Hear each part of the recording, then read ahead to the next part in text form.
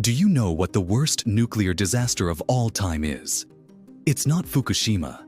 It's not even the bombings of Hiroshima and Nagasaki. It's this event here, the Chernobyl nuclear disaster of 1986. And it's so bad that even now, 35 years later, there are still parts of the city that are completely abandoned. On April 26, 1986, a power plant in northern Ukraine lost all of its cooling systems, and the core of reactor number 4 overheated and exploded. This sent a massive amount of radiation into the atmosphere and contaminated the surrounding areas.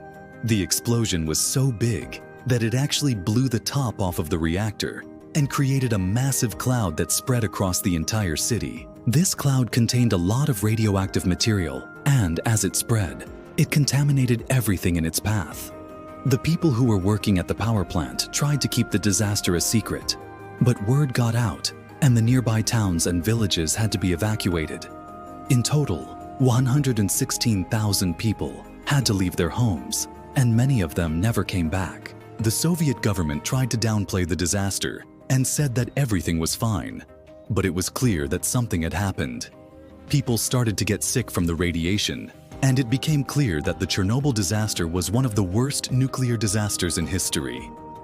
It's hard to say exactly how many people died as a result of the Chernobyl disaster. Some estimates say that as many as 10,000 people died because of the disaster. But most of those deaths were from cancer that developed years after the disaster. The area around the power plant is still dangerous today. There are parts of the city that are completely abandoned, and there are still high levels of radiation in the ground. But one of the most amazing things about the Chernobyl disaster is that nature has a way of healing itself.